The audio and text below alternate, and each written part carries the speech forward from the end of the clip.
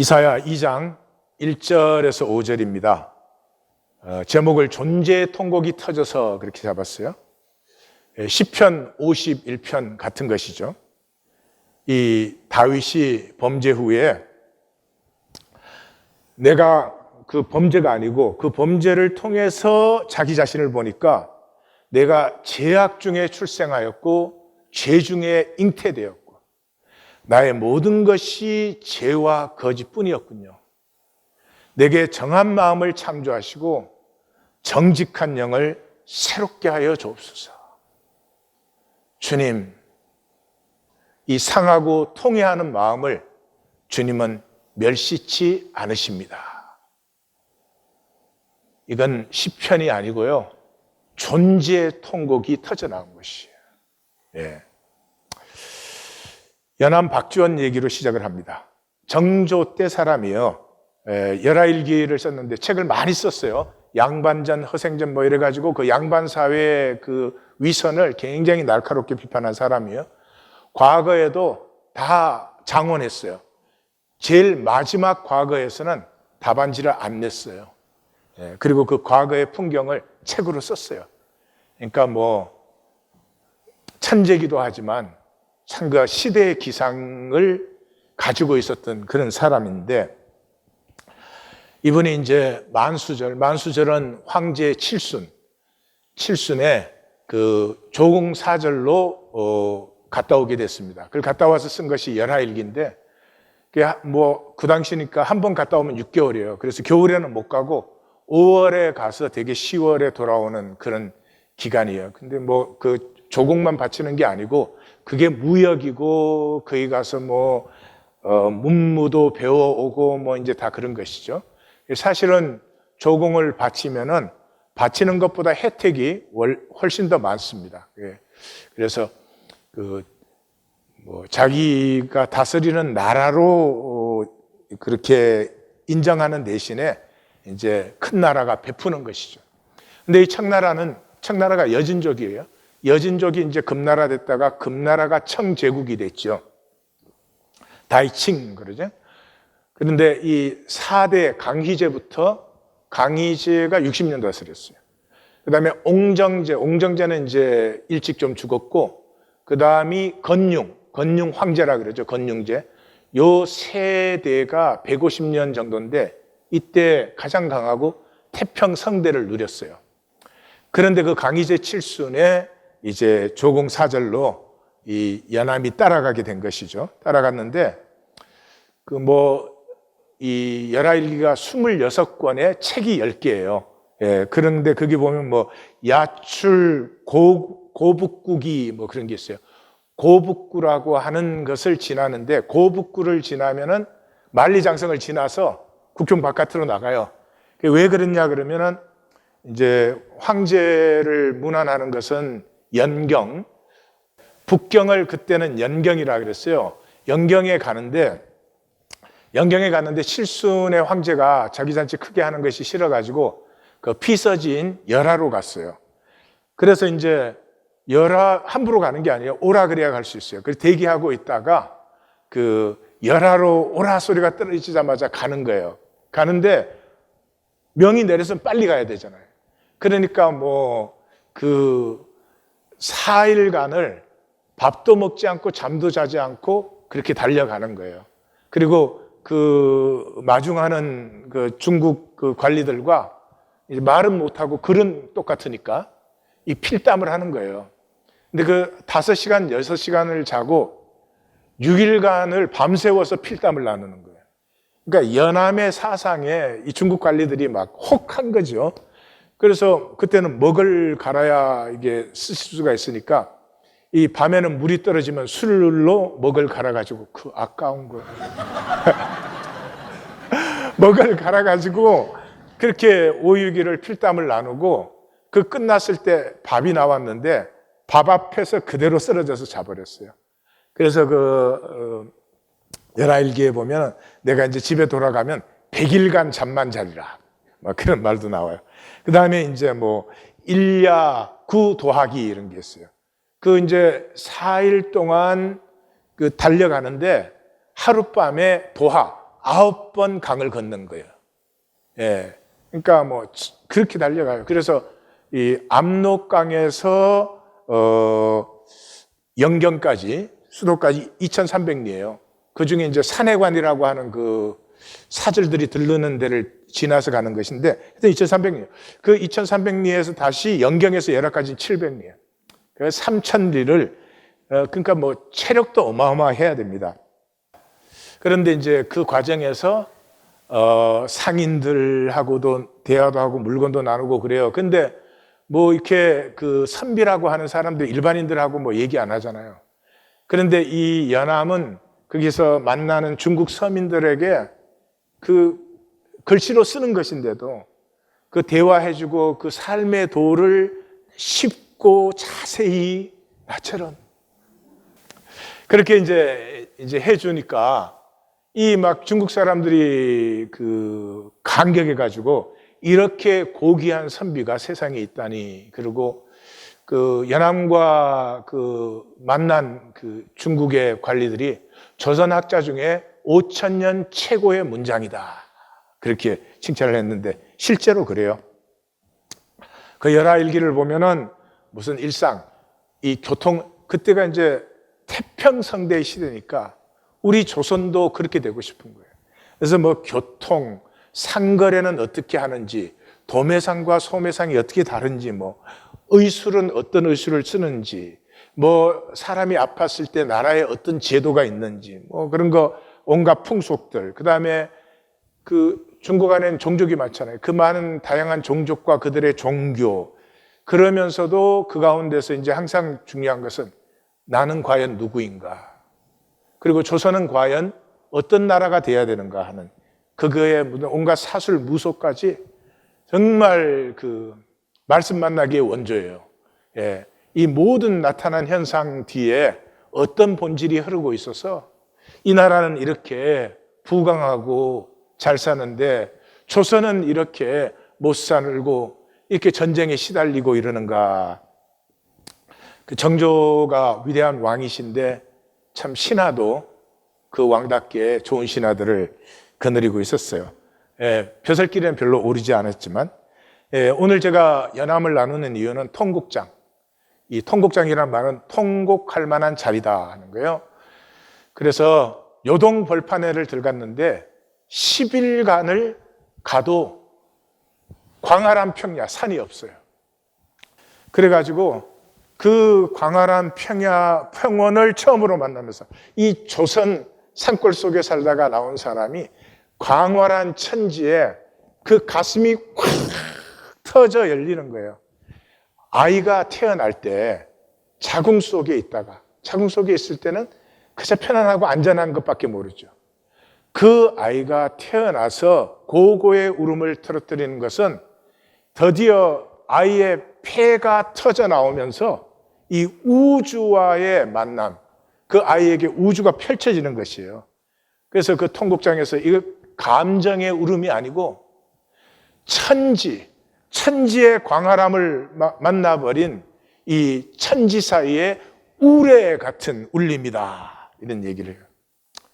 오늘 이사야서 2장 1절에서 5절은 펼쳐지는 광대한 꿈이에요. 우리 이사야서는 표제가 2번 나온다 그랬죠. 표제가 물론 더 나와요, 앞으로. 그런데 첫 번째 표제 1장 1절은 뭐였어요? 우시와 요담, 아하스, 히스기야 이 4대 왕의 시대에 아모스의 아들 이사야가 본 계시라 그랬어요. 그러니까 역사, 네 왕의 역사 속에서 이사야가 본 것이 계시예요. 그러니까 계시라는 말 가지고 신나라 까먹는 소리 하면 안 되는 거예요. 역사와 우리의 삶이 계시예요. 그것을 똑바로 보면 그 본질 속에는 하나님의 진리가 다 나타나게 되어 있어요. 그래서 이 아하스와 히스기야, 아하스의 멸망과 히스기야의 구원을 보면서도 너희가 어찌하여 그 길을 돌이키지 않느냐. 이것이 1장이고 이것이 이사야 66장 전체의 주제다 하는 걸 보았죠. 2장 1절은 내 왕의 이름이 사라지죠. 그냥 아모스의 아들 이사야가 유다와 예루살렘에 관하여 받은 말씀이라. 그러니까 1장의 계시를 본 그 이사야 속에 임한 하나님의 말씀이에요. 그러니까 하자, 하존, 이건 전부 보다라는 뜻이에요. 그래서 그 본 것을 통해서, 그 역사를 통해서 하나님은 무엇이라고 말씀하시느냐, 이 말씀을 지금 들어야 된다. 듣는다는 말은 가슴으로 만나야 되는 거죠. 그래서 이 하나님의 말씀이 다바르가 임하면서 좁쌀 애고가 열려 하나님의 형상이 펼쳐지는 거예요. 태안에 있던 그 애기, 그 태안에서는 나 편하고 나 그냥 살아남고 그거밖에 없죠. 그 아이가 태어나면 우주를 향해서 열려야 되죠. 그래서 이 이사야서 1장 5절은 우리의 폐가 터져 나오면서 우리의 호흡이 우주와 공명하기 시작하는 그런 말씀이에요. 만물은 진동 에너지로 되어 있어요. 뭐 동물이든 식물이든 뭐가 됐든 현상적으로 이렇게 보이지만은 실제로 존재하는 것은 진동 주파수예요. 에너지의 진동 주파수예요. 그런데 이 주파수는 약함이 강함에 끌리게 되어 있어요. 품은 받게 되어 있어요. 그래서 강한 울림을 만나면, 강한 울림이라고 하는 것은 저 깊은 바닷속 같은 것이, 변함이 없지 않아요. 그러나 그게 가장 강한 기죠. 태산 같은 거예요. 태산은 움직이지 않잖아요. 그럼에도 불구하고 강한 기예요. 강한 기운에 내 불안한 주파수가 접속이 되면서 조화와 안정이 일어나요. 그걸 사랑이라고 해요. 그게 사랑이에요. 만물은 진동 에너지인데요. 이 모든 진동이 어디서? 말씀에서 나왔잖아요. 말씀은 머리로 이해하는 게 아니에요. 내 조그만한 내 속에 말씀 가두어가지고 그 말씀이 무슨 역사를 이루어요. 이게 가슴에 임해서 아이가 고고의 그 음성을 터뜨리듯이 내 폐가 터져 나와 버리는 하나님의 함성, 하나님의 울림이 될 때 나를 통해서 말씀이 성육되는 역사가 일어나는 것이죠. 다시 말해서 우리의 단절된 육체 생존, 육체 생존이라는 건 지금 내가 엄마 태 속에 있는 것 같은 상태예요. 지금 우리 평생에 하는 게 팔딱거림, 그 팔딱거림. 그 나 하나, 태 속에는 나 하나뿐이잖아요. 나 하나, 내 새끼, 내 가족, 내 가정. 이게 천지를 만난 그냥 그 통곡이 터져 나와서 다윗처럼 내가 죄악 중에 출생했구나. 죄 중에 잉태되었구나. 내 모든 것이 거짓뿐이구나. 난 진실을 왜 살지 못했을까? 천지는 진실되지 않아요. 하늘이 어떻게 거짓돼요? 바람이 어떻게 거짓돼요? 터져 나오면서부터 내 팔딱거림이 우주와 함께 공명하기 시작하는 거죠. 천지를 누리는 다스리라. 다스림의 삶이 피어나기 시작해요. 이때부터 이상한 일이 일어나요. 고난을 피하던 삶이 고난을 향해서 나아가기 시작해요. 아픔을 피하던 삶이 아픔을 보면 품어주기 시작해요. 내 삶과 존재에 가치가 생겨요. 가치감을 느껴요. 나의 가치감을 느끼는 것을 행복하다, 그렇게 말하는 것이. 온 천지가 신음하고 있잖아요. 피조물이 썩어짐의 종로로 단데서 해방되기를.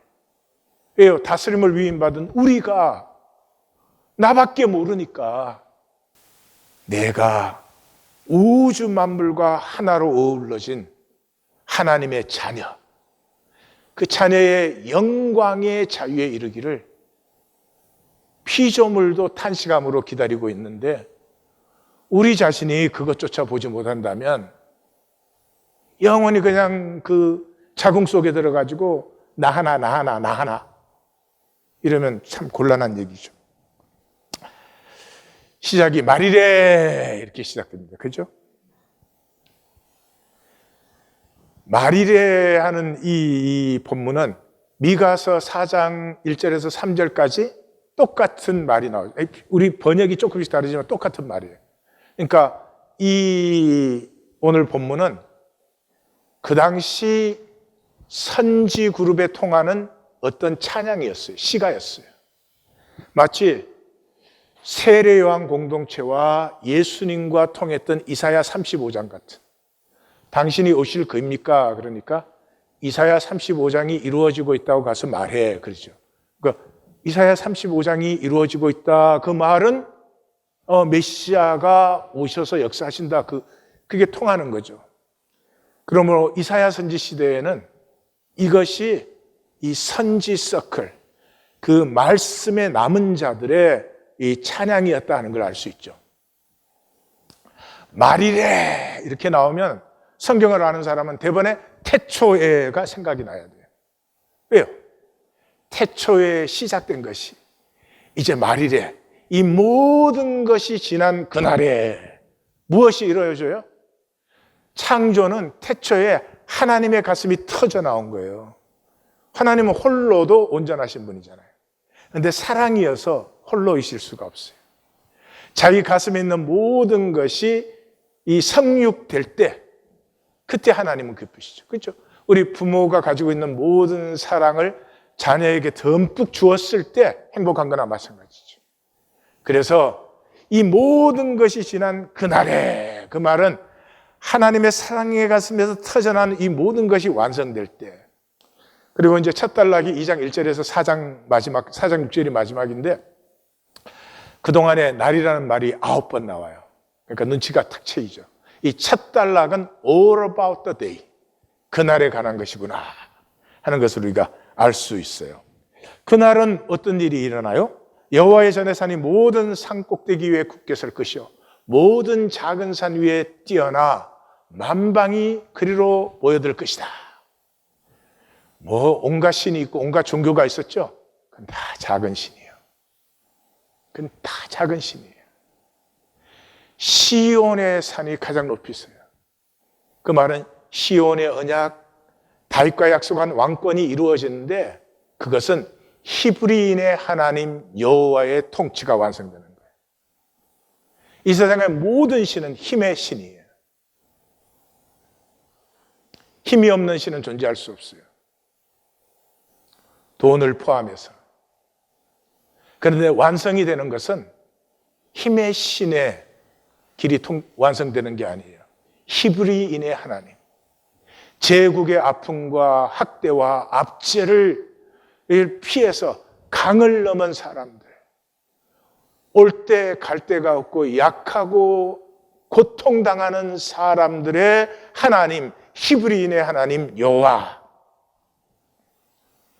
내가 아브라함의 하나님, 이삭의 하나님, 야곱의 하나님인데 히브리인의 하나님 여호와로는 이제까지 알려주지 아니하였다. 그 하나님이 바로 나인 여호와다 하는 것을 3번 모세에게 말씀해 주시죠. 그 히브리인의 하나님 여호와의 통치가 완성될 때 많은 백성이 가며 오라, 우리가 여호와의 산에 오르자, 야곱의 하나님의 전에 이르자. 아픈 말씀이에요. 많은 백성이에요. 그러나 다수는 아니에요.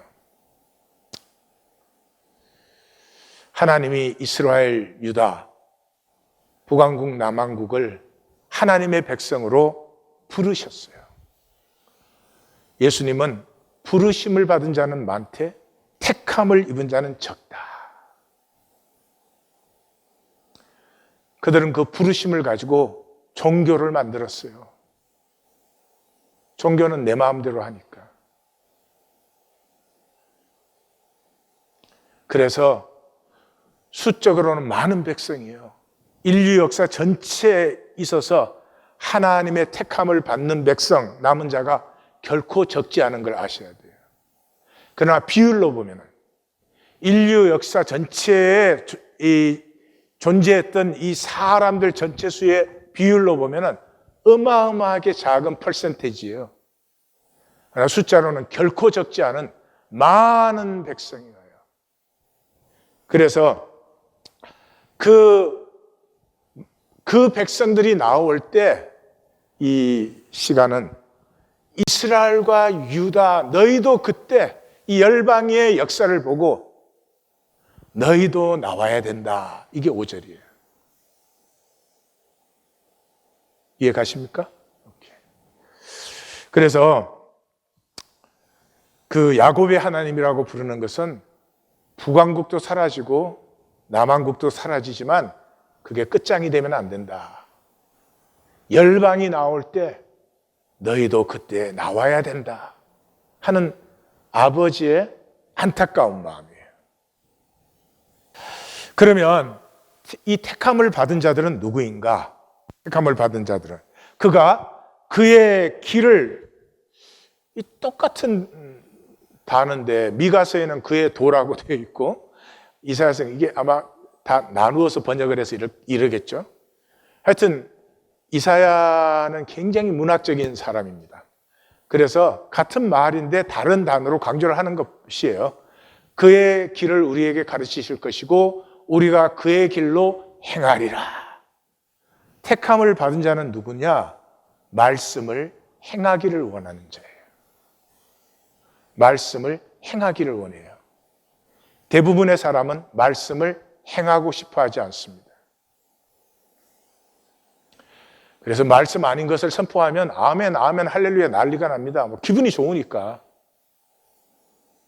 근데 말씀은 항상 우리의 혼과 영과 관절과 골수를 찔러 쪼개며 들어오기 때문에 말씀은 누구나 저를 포함해서 피하고 싶어요. 말씀은 피하고 싶어요. 그래서 그 말씀이 우리의 가슴에 닿지 않도록 머리가 빨리빨리 처리를 해버립니다.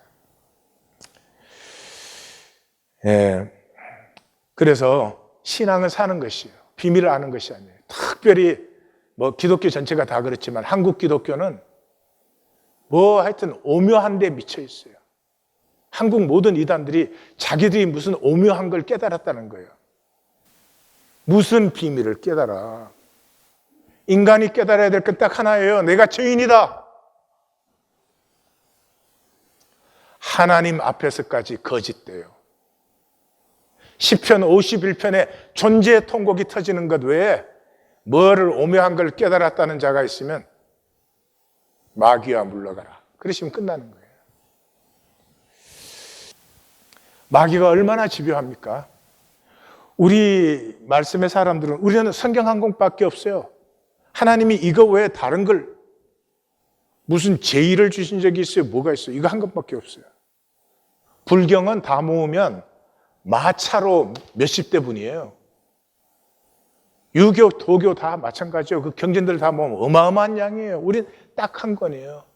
이 성경 중에서 제일 큰 부분이 선지서 17권이에요. 선지서 읽어보세요. 똑같은 말 반복하고 있죠. 왜요? 그냥 딱 한마디 하는 거예요. 돌이키라고. 예수님의 복음서에 예수님이 하신 말씀 다 모아야 브로시 한 권도 안 돼요. 가르침이 없어요. 그 말조차도 딱 뭐예요? 하나님은 긍휼이시다. 어떤 죄인, 어떤 죄도 하나님 판단치 않는다, 정죄치 않는다. 그리고 십자가 전에 말씀하시잖아요. 새 언약을 준다. 이제까지 쓴 건 다 폐하고 한 가지 서로 사랑하라. 그리고 뭐예요? 같이 먹어라. 너희가 내 이름으로 모일 때 꼭 같이 먹어라. 그 자리에 기도와 찬양이 일어나게 하라. 그리고 누구든지 이 몸에 들어오는 사람은 세례해라. 왜요? 그 사람이 자기가 이제 자원에서 몸에 들어왔다는 것을 알고, 몸이라는 공동체가 이 사람이 이제 우리의 가족이 되었다는 것을 서로 알기 위해서. 구약 전체가 산당과 싸우잖아요. 그리고 뭐라 그래요? 정한 곳에서 희생제사를 드려. 그게 희생제사 드리라는 말이 아니에요. 그 당시 모든 종교는 다 이게 짐승 잡아서 희생제사, 심지어 사람까지 잡았으니까. 이게 BC 15세기요. 우리 고조선의 굉장히 초기 부분이에요. 중국 은나라 시대예요. 그때 그 사람들에게 야, 짐승 잡아서 뭐 피 뿌린다고 되는 일이 아니다. 이렇게 설명해야 그 BC 15세기. 우리랑 같으니까. 그러니까 희생제사를 금지해야 되지도 않고 이해도 못해요. 그러니까 정한 곳에서 드려라. 정한 곳에서 드리려면 어떻게 해요? 말씀대로. 희생제사가 아니고 말씀대로를 세우기 위해서 산당은 폐하고 정한 곳에서 드리라 그런 것이죠. 그런데 이 기독교는 이걸 또 종교로 만들었어요. 이 성경을 믿는 사람은 종교가 불가능해요. 그런데도 종교를 만들었으니 이 마귀가 얼마나 집요한 거예요. 이 택함 받은 자는 결국 종교 생활하는 사람들이 아니에요. 교회 다니는 사람이 아니에요. 말씀을 행하기를 원하는 거예요. 말씀의 울림에 내 울림이 동화되어서 그 조화로운 사랑의 진동을 사는 사람들이에요. 그래서 이 행함은 내가 하는 게 아니에요. 내 노력이 아니에요. 내 몸을 불사르게 내어줘도 안 되는 일이에요. 근데 언제 이게 되어져요? 이는 율법이 토라. 시온에서 나오고 여호와의 말씀은 다바르는 예루살렘에서. 이 이사야의 문학성이에요. 다바르가 적힌 게 토라니까 똑같은 거죠. 그러니까 그 말씀을 사는 사람은 그 하나님의 이 진동이 내 불안한 진동을 품어 안아서 하나님과 내가 조화가 되어서 말씀이 내 가슴에 울린 귀결. 저를 잠깐 보세요. 말씀과 싸우지 마세요. 이 종교인들은 말씀을 안 듣잖아요. 교리를 듣죠. 교리 들으면 뭐 그냥 하나님 다 구원했다는 거예요. 내가 어떤 삶을 사느냐? 거기에 대한 성찰도 없이. 내가 하나님을 믿는 믿음이 중심의 진실이에요. 그냥 성찰 없이 그냥 교회만 나오면 다 구원받았다 해주잖아요. 그런데 그 종교에 말씀이 선포되기 시작하면 어떻게 돼요? 부담스럽습니다. 저부터 힘들어요. 왜요? 태어나서 이때까지 자궁 안에 있으려고 했어요. 그저 나, 내 가족, 내 자식들 문제 없으면 좋겠다. 잘 됐으면 좋겠다. 그거였지. 언제 내 가슴이 터져버려가지고 이 온 우주에 이 모든 아픔이 사라지고 하나님의 조화와 하나님의 생명 기운이 충만하고 정말 사자와 어린 양이 함께 있어도 어린아이가 독사를 집어도 해됨도 상함도 없으면 좋겠다. 그건 지식으로는 좋겠다. 가슴으로는 그럴 리가 없지. 불신의 믿음. 이 불신의 믿음에서 내가 깨어날 수가 없잖아요. 그래서 종교의 말씀이 선포되면 다 말씀과 싸워요. 말씀과 이제는 싸우지 마시고 말씀의 길을 받으십시오. 말씀의 길을 받으십시오. 2022년 새해는 이것만 하시면 돼요. 시편 1편이 우리에게 잘 보여주고 있지 않아요? 시편 1편 1절은 뭐예요? 악인의 꾀, 죄인의 길, 오만한 자의 자리. 이런 거 우리는 신경 쓰지 않는다. 왜? 2절 말씀을 취하로 즐거워하기 때문에. 말씀을 즐거워하면 3절 시냇가에 심은 나무가 시절을 쫓아 과실을 맺으며 그 잎사귀가 마르지 아니한 같으면 그 행사가 다 형통하리로다. 그래서 예수님이 그랬잖아요. 이사야 선지자가 한 말을 예수님이 이제 인용하신 거지만 이 종교인들에게 그랬죠. 보는데 절대로 보지 않는다. 듣는데 절대로 듣지 않는다. 왜냐? 보고 들으면 고침을 받아 깨어져, 돌이켜. 이 고침을 받을까 봐 두려워한다. 절대로 깨닫지 않으려고. 지식으로 받지 깨닫지 않으려고요. 우리는 새로워지기를 원하지 않아요. 내 고집이 정당화되면 좋겠어. 나도 어렵게 살았어. 우리 다 열심히 살았어요. 이 자궁 속의 이 증상은 그거 인정받았으면 좋겠어. 다 난 잘못했다고 정죄하지 말고 잘못 산 게 아니라고 해줬으면 좋겠어요. That's good. 근데 멸망의 삶을 살고 있었으니 그대로 놔두면 영원히 멸망하잖아요. 아프지만 깨워내는 것이죠. 2022년은 말씀의 길을 받고 즐거워하여 하나님의 새 역사가 활짝 피어납니다. 활짝 피어납니다. 네, 함께 하십시다. 그가 열방을 판단하시며 많은 백성을 판결하시며, 이게 다 문학성이죠. 판단, 판결 똑같은 의미죠. 무리가 칼로 보습, 호미를 만들고 창으로 낫을 만든다. 이 온 역사 전체가 말씀 진동에 공명하기 때문에, 그래서 공명하기 때문에 이제 9장에 가면 그런 얘기 나오잖아요. 한 아기가 우리에게 낳고 그의 어깨에는 정사를 메었고 그의 이름은 기묘자라 모사라 전능하신 하나님이라 영존하시는 아버지라 이러면서 제일 결론이 뭐예요? 평강의 왕이라. 정사와 평강의 무궁함이 영원하리로다. 예. 이 온 천지가 말씀에 공명되는 시간이 옵니다. 그때 그 공명에 들어있지 않은 사람은 자기 스스로 자기를 단절시킨 사람, 결코 가슴을 열지 않은 사람, 끝까지 자기 지키게 한 사람, 그게 역사의 대다수죠.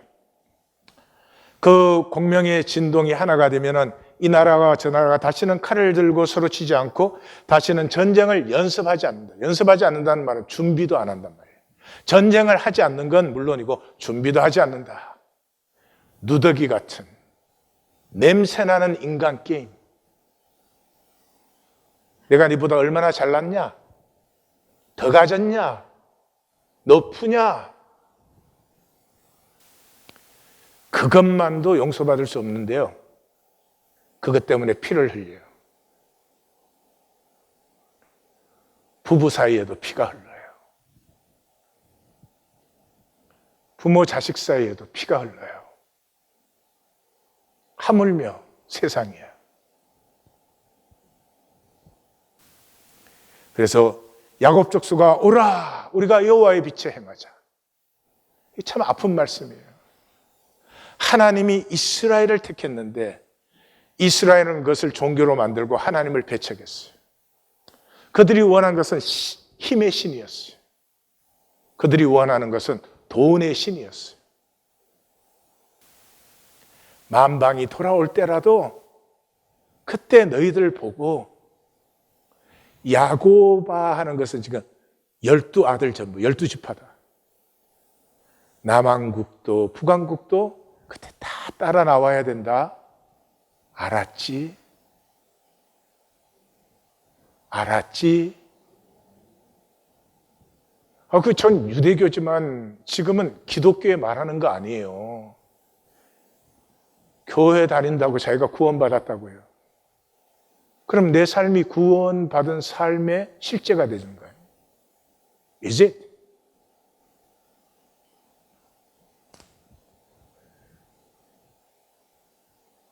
돌들이 일어나 소리쳐. 열방이 나올 때라도 그때 너 뒤라도 따라서 나와야 된다. 그래서 2장 6절이 주께서 주의 백성 야곱 족속을 버리셨습니다. 이게 이제 6절부터 시작됩니다. 다시 말해서 이제 유다와 이스라엘은 심판받을 수밖에 없어요. 내가 너희를 심판하지만 끝이 되어서는 안 된다. 그 심판을 통해서도라도 돌아 나와야 된다. 이게 얼마나 아픈 말씀이에요. 몇 가지 정리해 보겠습니다. 말씀의 길로 나오는 열방. 이 말씀의 창조가 완성되는 것이죠. 온 우주에 하나님의 사랑의 진동 속에 모두가 하나가 되는데 끝까지 하나 되기를 거부한 그 하늘 그대로의 사람들, 자궁 안에, 끝까지 자궁 안에 사는 사람들을 빼고는 전부 하나가 됩니다. 이 말씀의 하나가 되는 것은 말씀이 숙성되어야 됩니다. 우린 다 말씀을 지식으로 받을 수밖에 없어요. 그러나 지식은 사라지는 것이에요. 내가 썩을 때 사라지는 것이에요. 이 말씀이 우리의 가슴에 계속 울리면은 이게 숙성이 돼서 생기가 돼요. 이게 영이 돼요. 말씀이 영이 돼요. 그러면 이것이 내 존재가 돼요. 그 카발리 스포로자라고 이탈리아의 언어학자인데 이분은 이제 그 유전학을 통해서 언어학을 연구하신 분이에요. 그 굉장히 재밌는 결과를 발표를 하셨는데 이 민족과 DNA가 일치하지 않아요. 그러니까 DNA가 같아도 민족은 나누어져 가지고 맨날 싸우는 거예요. 뭐 제 생각에 분명히 우리 중국, 일본, 한국도 DNA 검사하면 대부분이 하나일 거예요. 예. 근데 이분이 언어학을 연구하면서 깜짝 놀란 것은 언어학적인 구분과 DNA 구분이 일치하는 거예요. 그러니까 언어가 존재해요. 언어가 존재해요. 그러니까 외국어를 배워도 외국어는 소통 도구예요. 그런데 모국어는 내 존재 자체예요. 그래서 진, 선, 미 이런 것을 느낄 때는 이게 모국어로 생각을 해야 돼요. 그리고 고백이나 기도도 이게 모국어로 할 때가 진짜예요. 그러니까 이게 I love you 그러면 진짜가 아니에요. 사랑해 그러면 진짜야. 가장 큰 죄는 내 에고, 내 좁쌀을 놓지 않는 것이에요. 이것이 우리 모두의 모습이에요.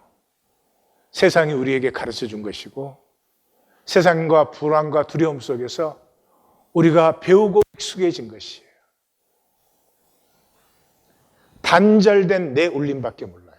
이거 지키기에 부들부들 떨리는 거예요. 내 폐가 터져 나온 곳에 천지와 함께 울릴 수 있다는 이 초월을 알 수가 없죠. 김용택 시인이 큰 죄라는 시를 썼어요. 들자니 무겁고 놓자니 깨지겠고 무겁고 깨질 것 같은 그 독을 들고 아등바등 살았으니 산 죄 크다. 열심히 살았어요. 근데 뭐 하느라고? 나 지키느라고. 이거 조금이라도 깨질 거 어디 셀까? 산 죄 크다. 내 독을 깨뜨리지 않으려고 세상에 무립질러 착한 사람들 발등적신 죄 더 크다. 내가 산 것 중에 의가 있어요? 정말 의로 행한 게 있어요? 정말 진실이 있어요? 없잖아요. 내가 선을 행한 것까지도 내 중심적으로 행한 거 아니에요. 그러면 오염이잖아요. 내 폐가 터지지 않으면 하나님의 울림에 하나가 안 되면 내가 사는 것 자체가 전부가 오염이에요. 오염. 이제는 아픔도 한도 말씀의 울림에 어울리십시오. 내가 붙들고 아둥바둥 하지 마십시오. 도린 로렌스라고 하는 엄마가 있었어요. 홀엄마예요. 스테판 도린스라고 하는 아들이 있었어요. 공부도 잘하고 참 귀한 아들이었어요. 고등학교 때 학교에서 돌아오는 버스 정류장에서 버스 기다리고 있다가 백인 우월주의자들한테 맞아가지고 죽었어요. 이 어머니의 심령을 한번 생각을 해보세요. 그런데 이게 불과 10년 전이에요. 영국에서. 10년 전. 흑인에게 편견적인 경찰과 이 법원 때문에 죽인 애들은 다 박면됐어요. 이 어머니 가슴이 어떨 것 같아요. 그런데 이 어머니가 결심을 했습니다. 하나님의 말씀을 붙들고 내 아들의 자존심을 내가 세울 것이다. 원망이나 하고 한탄이나 하는 것이 아니라 이 어머니는 아들의 죽음을 가지고 우리 사회가 통합되어야 된다. 단절되고 이 구분된 자리들이 아물고 하나가 되어야 된다. 그리고 그 불우한 유색 청소년들에게 우리가 원망보다 커지자. 사회가 잘못됐다, 정의가 없다, 탓이나 하는 사람이 아니라 원망보다 커지자. 이 어머니의 아들의 죽음을 아는 가슴의 울림이 영국 사회에 큰 통합의 울림을 만들어냈습니다. 상원 의원에 지명됐어요. 지명됐다고 하는 거 보니까 아마 영국도 비례대표제인 모양이죠. 열심히 살았는데 인정해 주지 않습니까? 열심히 살았는데 하나님이 복을 주시지 않은 것 같습니까? How do you know? How do you know? 인생은 끝날 때 보는 것이에요. 미리 실패라고 결심하고 피하기 시작하는 것은 저는 비겁한 일이라고 생각합니다. 손바닥만한 유다를 향해서 여는 하나님의 우주적 스케일이 이 백성을 심판하시는데요. 심판하기 전에 한 번 더 마지막 찬스로 주시는 말씀이 오늘의 말씀이에요. 자기 지키기에 급급한 유다에 하나님은 우주적 스케일을 열고 있어요. 비움의 비밀을. 유다가 이제까지 앓은 것은 움켜져야 된다, 지켜야 된다, 채워야 된다. 그래도 부족하니까. 그것이 우리의 삶이에요. 내 하나님은 내가 너를 비운다. 이 비움을 통해서 너는 알지도 보지도 못했던 나의 영광을 회복받게 될 것이다. 노자가 그런 말을 했죠. 항아리를 쓸모있게 하는 것은 항아리 자체가 아니라 항아리 안에 빈 공간이다. 빌립보서 2장 7절은 뭐예요? 예수님을 한마디로 딱 표현합니다. 자기를 비워. 내 것이 비워지지 않으면 하나님의 것이 채워지지 않아요. 상식적인 말이죠. 동양화의 아름다움은 그 여백에 있죠. 동양화 그림은 그 그린 것은 뭐 스케치 같잖아요. 스케치 같죠. 서양화로 말하면.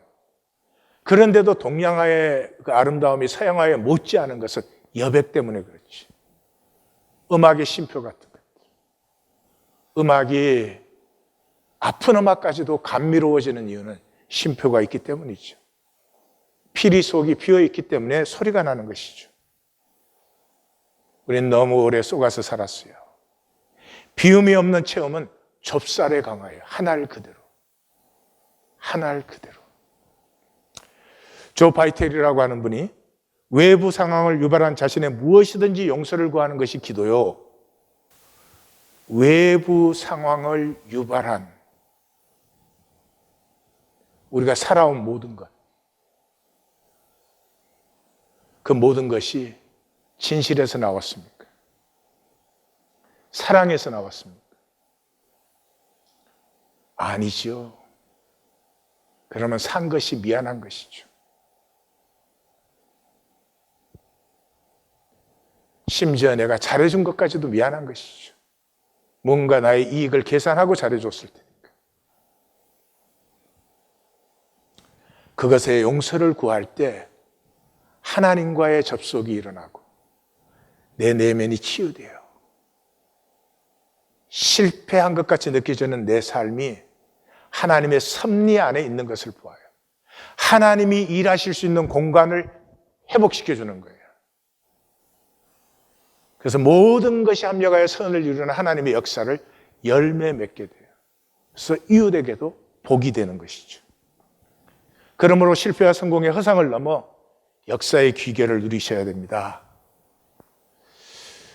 제가 한국에 한동안 이 팬데믹 전에 매년 나갔죠. 나갈 때마다 집회하는 학교가 카이스트, 저는 학교 집회를 많이 했지만 카이스트는 매년 했습니다. 처음에 갔을 때인 것 같아요. 이 모 학생의 얘기를 들었습니다. 초등학교 때 검정고시를 봐서 과학고등학교를 들어갔어요. 놀라지도 않아. 그리고 과학고등학교 2학년 때 검정고시 봐서 카이스트에 들어왔어요. 얘가 아파트 옥상에서 뛰어내려 자살했어요. 우리 모두가 갖고 있는 것이. 우리 모두에게 가장 두려움이 실패할까 봐. 그래서 내 삶이 실패하면 실패라는 게 없는데 그때부터 실패 안 한 척에 모든 걸 다 걸어. 히딩크 감독이 감독으로서는 유능해요. 히딩크 감독이 한국 축구에 한 번 더 온다면 또 한 단계 새로워질 거예요. 그 히딩크가 한 말 중에 가장 유명한 말인 것 같은데 제가 알기로는 실패를 즐길 수 없는 사람 축구를 관두어라. 축구는 실패의 게임이다. 그 세계적인 선수들이 90분 동안 진짜 몸 바쳐 뜁니다. 그래가지고 축구는 별 한두 골 들어가는 거예요. 축구 스코어는 7대 5 이런 거 별로 없지 않아요. 그건 동네 축구야. 그러니까 그 발찌를 다 합하면 아마 양쪽의 선수가 몇만 번을 할 거예요. 그 중에 골에 들어가는 건 한두 번이에요. 실패는 성공 단계예요.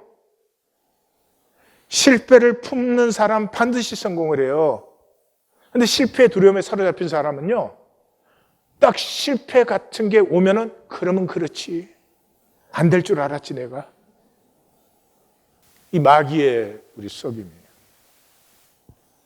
복은 하나님을 섬기는 것이에요.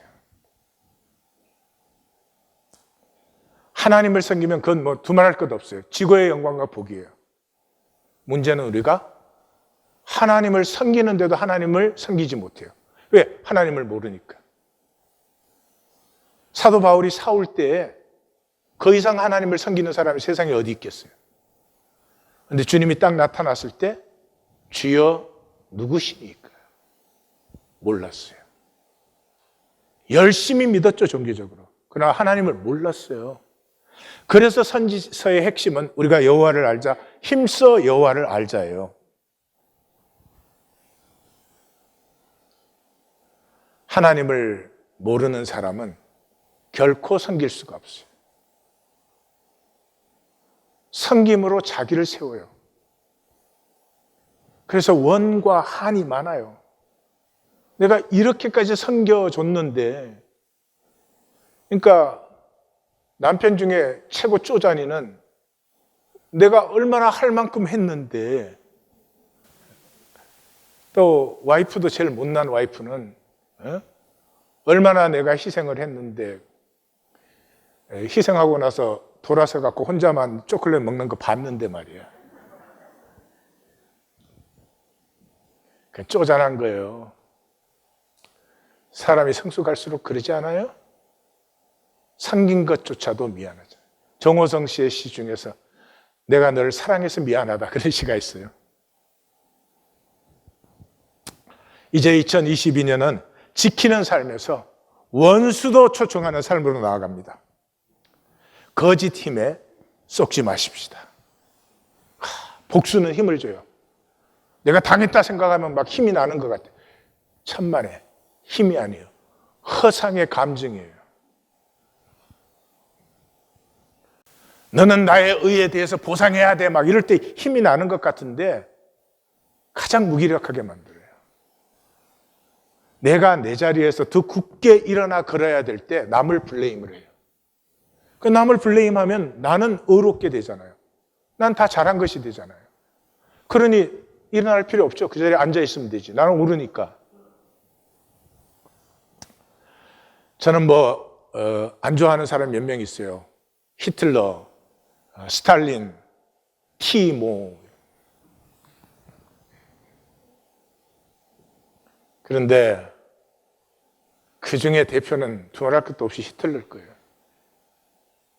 참 치졸한 인간이에요. 자기가 졌을 때 패배를 딱 인정하고 더 이상 이 인류 문화를 파괴할 수 없다. 예? 파리를 지켜라. 그래야죠. 근데 파리에서 철수할 때 파리를 다 파괴하라 그랬죠. 그래서 유명한 그 책도 있죠. 파리는 불타고 있는 거예요. 베를린이 게르만족의 성지라고 그렇게 해놓고는 져버리니까 베를린을 깨끗하게 불태워버려라. 나 못 먹으면 너도 못 먹어. 이런 이 패배주의자의 천박한 의식.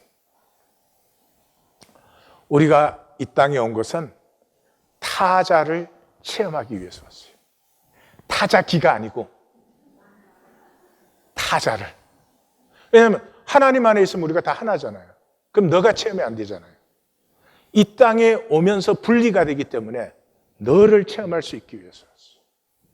그래서 분리된 너를 체험하는 건 전부가 상처예요. 예? 부부로 만나도 상처예요. 다시 말씀드려요. 우리는 타자를 경험하고 싶어 해요. 그런데도 모든 타자와의 경험은 상처예요. 만남의 흔적은 상처예요. 타자 중에 타자가 누구예요? 하나님이죠. 하나님은 우리와 질적으로 다르세요. Qualitative difference, radical distinction, wholly other. 그러므로 그 하나님과 우리가 만나는 것은 어마어마한 상처입니다. 그래서 하나님은 십자가를 지신 거예요. 그 상처를 자기가 끌어안았어요. 그래서 우리가 만날 수 있도록. 사랑은 뺏고 뺏기는 것이에요. 행복할 때가 언제예요? 사랑 때문에 나를 다 빼앗길 때가 행복한 거 아니에요? 연애하는데 남자 여자가 만나서 서로 막 돈 내라고 싸울 때가 행복해요?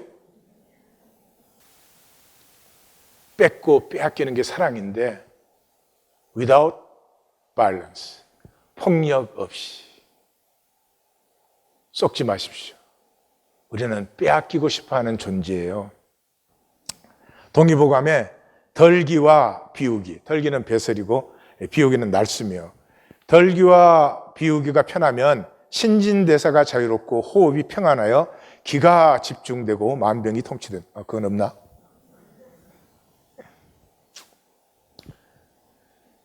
권투에서는 강한 선수가 이렇게 탄력성이 있는 선수예요.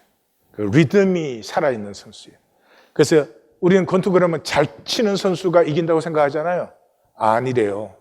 예, 수십 명의 챔피언을 길러낸 코치가 하는 말이 치고 맞고가 중요한 게 아니래. 하여튼 땡 그럼 나가서 3분 동안 치기도 하고 맞기도 하고 막 그러다가 딱 돌아와서 1분 동안 잘 쉬고 땡 그럼 다시 뛰어나가고. 예. 얼마나 더 찾느냐가 아니래요. 그 리듬이 살아있는 선수가 이기는 거지.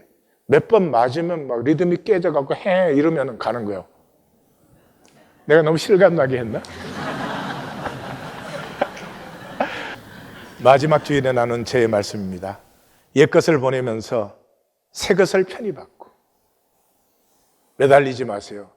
2021년에 살았던 것, 고집했던 것 매달리지 마시고 비우세요. 오늘을 비우면 전기가 맑아지고 기쁨이 상승해요. 독수리처럼 솟구쳐 오른다.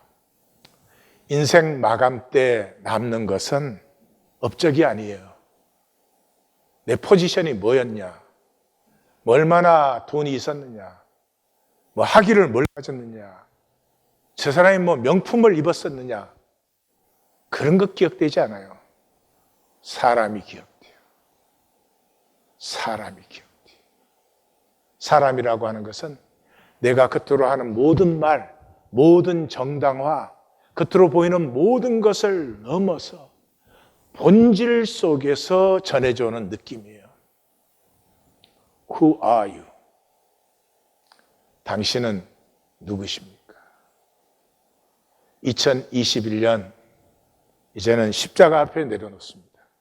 하나님 우리에게 1820 데일리 브레드의 시간을 새롭게 주셨어요. 잘 사셨든지 못 사셨든지 2021년은 비우십시오. 나를 비우면 하나님의 것으로 하나님이 채우실 수 있는 것입니다. 우리 다 함께 하나님의 기상으로 솟아오르는 새해가 될 줄 믿습니다. 기도하십시다.